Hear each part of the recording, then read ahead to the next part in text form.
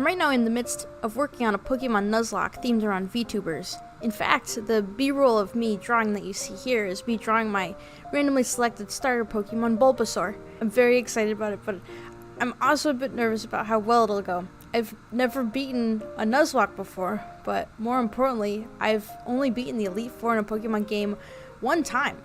My typical Pokemon experience ends when I get stuck around the 7th gym until I abandon the run entirely. I've actually played most of the main games: Leaf Green, Emerald, Platinum, Black, Black 2, Omega Ruby, and Heart Gold. I haven't touched any game from Generation 6, 7, or 8. The only Pokemon game I've ever beaten was Pokemon Pearl. It's the first Pokemon game I ever picked up too. And boy, do I have fond memories of that moment ingrained into me. So much so that I decided to do a Storytime video about how it all went down. This is that time I beat the Elite Four and Avril Lavigne caused my sexual awakening. Wait, how does Avril Lavigne have anything to do with this? Before I jump in, I'm going to take a moment to talk about bar mitzvahs. Taking the definition from the top Google search results, bar and bat mitzvahs are the religious initiation ceremony of a Jewish boy and girl respectively, who have reached the age of 13 and is regarded as ready to observe religious precepts and eligible to take part in public worship. The prefix of bar and bat is based on whichever 13-year-old is being celebrated. It's bar for boys, bat for girls, benai for twins, benay for sisters. There were a few of them. Back in the Royal Academy when I was that age, there were a handful of Jewish classmates alongside me. And being in the Royal Academy, I had a lot of wealthier classmates too. As a result, I attended a number of bar and bat mitzvahs, and they all ended up being these lavish, high-end evenings. They were on the same scale of what a wedding reception would be like, but with Shirley Temples instead of hard liquor. Enter me.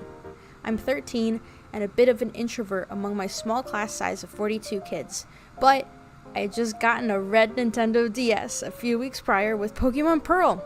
I had already played so much of it at that point, and I was about to beat the 8th gym. Usually these bar mitzvah parties were too much for my taste. The music was loud, the place would be crowded with kids and family members. By hour 2, no matter how incredible the food or location would be, I was typically checked out. And when I was invited to another one, I thought, this is a good time for me to take my new Nintendo DS in case I want to play Pearl while waiting out the rest of the event. And so this particular bar mitzvah began, the subject of the story here. The bar mitzvah started out with a 2-hour-long religious ceremony at the local temple. I prided myself in trying to follow along and read the Hebrew out loud for the prayers while the rest of my classmates were restless and talked amongst themselves. The ceremony ended and we exited the building to see a giant fancy coach bus awaiting to take us to the party destination. I remember taking a window seat and immediately turning on Pearl. The ride over was 40 minutes long, and it was just enough time. I beat the 8th gym, but there was still a ways to go until the end of the game. The bus pulled into the front of a hotel entrance, and we were all guided into the ballroom inside. There were a few massive tables of food ready to be picked at.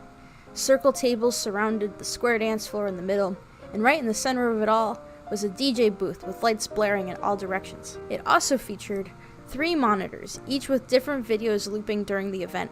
The first showed a slideshow of photos of the bar mitzvah-ee. I forget what the term is. The second was the Windows Media Player trippy visualizations.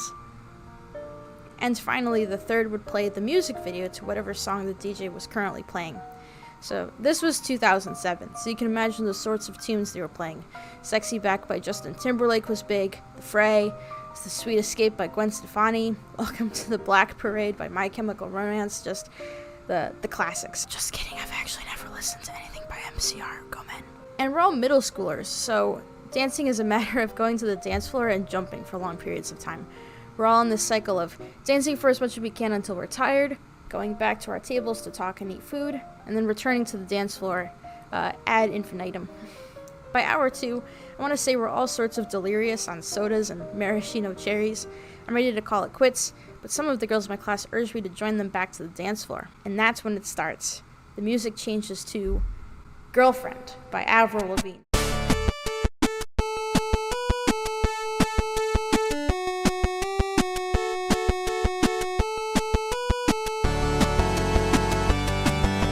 If you've never ever seen the music video to this song, it's just like, it's hokey.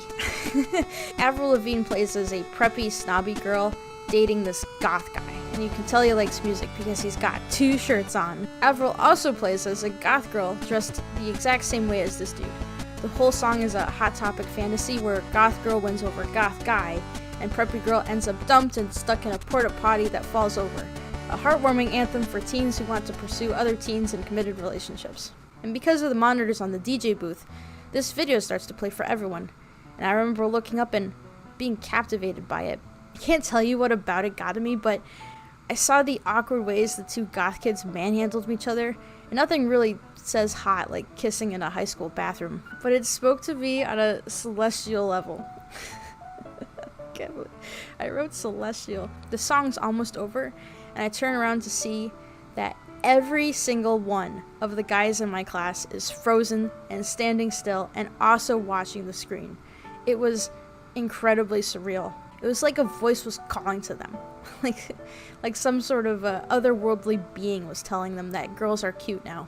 And just like that, Avril Lavigne stops playing, and the atmosphere of the party is instantly different. One of my guy friends right after actually pulled me aside to tell me that he wanted a girlfriend. I actually kept repeatedly mishearing him due to how loud the music was and thought he was asking me out at first, only for him to point to who his crush was and ask me how to impress her. A new, fresh, middle school level of sexual tension descended onto everyone there. People were more on edge. We all had already segregated by gender anyway, but now there were people crossing over and flirting. But anyway, besides that, now for sure I was tired and worn out by all the dancing. And now it was just awkward. I was ready to call it a night while there were still 2 hours until the bus would come back to shuttle everyone back home, because we took the bus over and we were stranded, so there was no way for me to be picked up early, which made it the perfect time to get back to Pokemon Pearl. It's been a while, huh? I forgot that this was where the story started.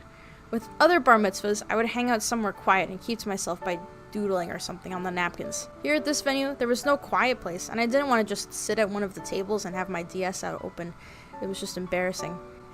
Instead, I took refuge under one of the tables. It was perfect. It had dim lighting. The music was not as loud through the thick fabric tablecloth.